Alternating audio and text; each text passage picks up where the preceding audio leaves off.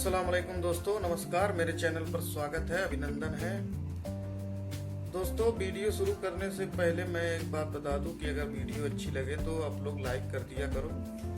YouTube पे देख रहे हो भाई सब्सक्राइब कर लो, और अगर फेसबुक पे देख रहे हो तो चैनल को फॉलो कर लो। तो दोस्तों, मैं कह रहा हूँ कि अमित शाह जी ने, गृह मंत्री हैं जो इस समय, उन्होंने बहुत चुनाव लड़वाया और जीते भी हर जगह, बहुत जगह जीते भी।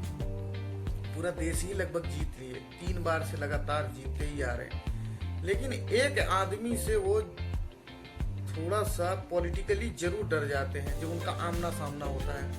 अभी पंचायत आज तक में आए थे तो उनसे पत्रकार ने पूछ लिया कि भाई प्रशांत किशोर को आप चैलेंज मानते हो? तो उन्होंने कहा कि यार, हर उस आदमी को चैलेंज मारते हैं जो हमारे खिलाफ चुनाव लड़ता है। तो ये जो आदमी है ना, इसे पर अमित शाह जी ना पॉलिटिकली बहुत डरते हैं, और इनकी अदावत छिपी नहीं है। क्योंकि मोदी जी के लिए तो प्रशांत किशोर जी काम कर रहे थे 2014 में। जीत के आने के बाद अमित शाह से कुछ कहा जाता है, अभी तक किसी को कुछ कंफर्म पता नहीं है, लेकिन कहा यही जा रहा है कि यार अमित शाह से कुछ आपस में कुछ हो गया था, तो इन्होंने ना वो छोड़ दिया, बीजेपी का साथ छोड़ दिया। फिर आगे किसी भी चुनाव में इन्होंने उनकी मदद नहीं की। लेकिन हाँ, अदावत रही है। अब अदावत ये रही है कि कहते हैं कि एक पार्टी में 2 स्ट्रेटेजिस्ट नहीं रह सकते। एक बीजेपी में अमित शाह तो पहले से ही थे, तो प्रशांत किशोर 2014 के बाद बैक हो गए। अब उस समय वो पीरियड ऐसा था कि मुख्यमंत्री बिहार के जो थे नीतीश कुमार, वो इस्तीफा देके, उनकी पार्टी लोकसभा में बहुत बुरी तरीके से हारी थी और वो मांझी जी को बना दिए। मांझी जी को बनाने के बाद 1 महीने में बिहार का डामाडोल होने लगा। ऐसा लग रहा था कि जेडीयू मांझी जी के पक्ष में चली जाएगी। तो उनसे किसी ने बताया कि यार, जो मोदी जी को जिताए हैं वो बिहार के लड़के हैं, प्रशांत किशोर उनका नाम है, और दिल्ली में रहते हैं। तो नीतीश कुमार जी सोचे चलो मिल लेते हैं भाई, कौन है आदमी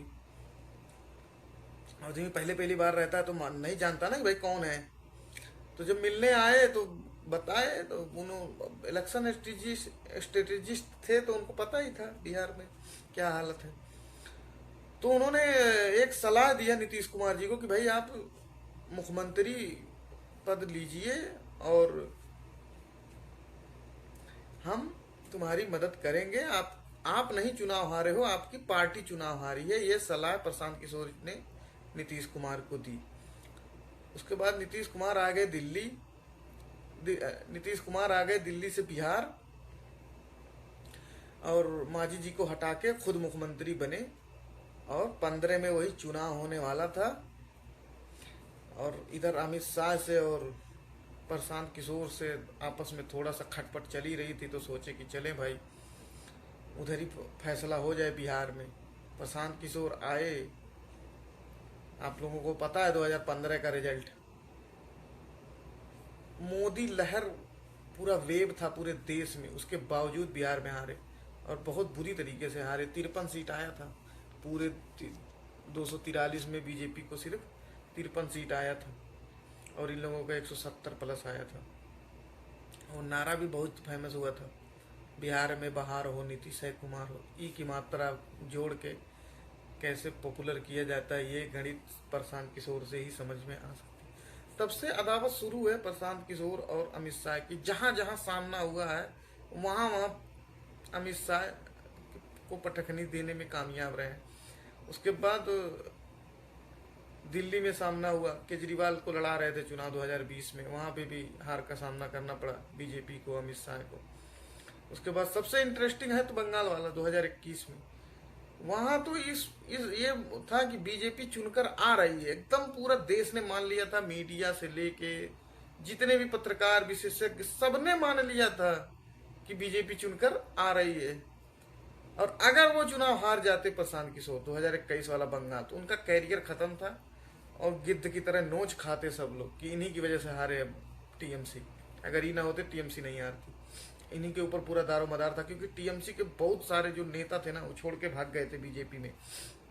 जो पुराने नेता थे सब छोड़ के भाग गए थे, लेकिन फिर भी टीएमसी 200 से ऊपर सीट की जीत के आई। तो ये अदावत अमित शाह और प्रशांत किशोर की चलती है अभी, इसलिए बिहार चुनाव है तो देखने वाली बात है कि क्यों टक्कर है। इसलिए अमित शाह जी ने मुंह से सिर्फ इतना ही निकला कि जो भी हमारे सामने है उनको हम चैलेंज मानते हैं। तो प्रशांत किशोर से थोड़ा सा जरूर पॉलिटिकली, प्रशांत किशोर से पॉलिटिकली अमित शाह जी थोड़ा सा जरूर डरते हैं। तो कैसी लगी वीडियो दोस्तों, कमेंट सेक्शन में जरूर बताइएगा। धन्यवाद।